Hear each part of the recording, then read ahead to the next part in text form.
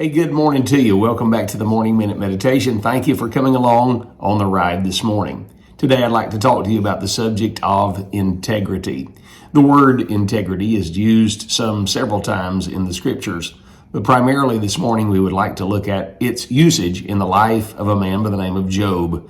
Now, you know the story of Job and the plight that he suffered in his life, all of the difficulties and anxieties that came upon his life all at one time.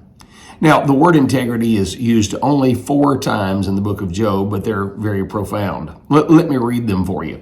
Chapter number 2 and verse 3, the Bible said, "The Lord said unto Satan, Hast thou considered my servant Job, that there is none like him in the earth, a perfect and an upright man, one that feareth God and escheweth evil, and still he holdeth fast his integrity, although thou movest me against him to destroy him without cause." It is the Lord speaking of the integrity of Job. It is God's testimony of him. Secondly, in chapter 2, verse 9, the Bible said, "Then said his wife, Job's wife, unto him, Dost thou still retain thine integrity? Curse God and die." His integrity was known by all, and primarily if a wife who knows a person better than anyone else can look at him and say, "You are an integritous person," then that testimony means something. Thirdly, it is made mention of in chapter 27, verse number 5. "God forbid that I should justify you. Till I die, I will not remove mine integrity from me." Job said, integrity is the most important quality and characteristic that I have. It is more valuable to me than all my treasures. And he said, "I will not lay it aside." Finally, in chapter 31, verse number 6, the Bible said, "Let me be weighed in an even balance, that God may know mine integrity." In other words, he said, I do not mind my integrity being brought up before God, because God knows how I have lived my life. F.E. Marsh was a preacher from the past. It was Harry Ironside that was writing about Dr. Marsh's preaching. He said he preached one night very hard on the subject of honesty, integrity, and being a Christian that is Christ-like. After the meeting, a young man came to Brother Marsh, and he said, "Dr. Marsh," he said, "I'm a boat builder. I work for a man who's a very wealthy man. And he said, I have tried to be a good Christian. I've tried to witness to him about Christ.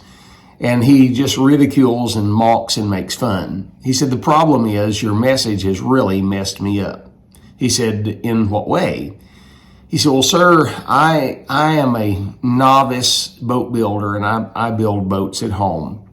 He said, "For a boat to be seaworthy, the nails have to be copper, and they're very expensive. So you see, I have been stealing nails from my boss, who is a heathen man, and taking them home.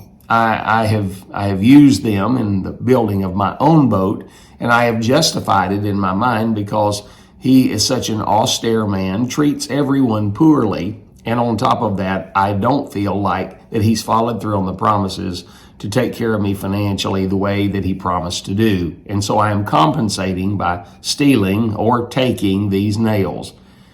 Dr. Bruce or Dr. Marsh said, you need to take care of that, and if you're going to be right with God. He said, "It's just such a terrible thing. I'll look like such a hypocrite to my boss." But the Lord dealt with his heart severely, and he went in. When Dr. Marsh saw him later on in the meeting, he said, I took care of that, and it is amazing what God did." Dr. Marsh said, "Tell me the story." He said, "Well, I went to my boss and I said, I want to confess something to you. I have been stealing these nails from you.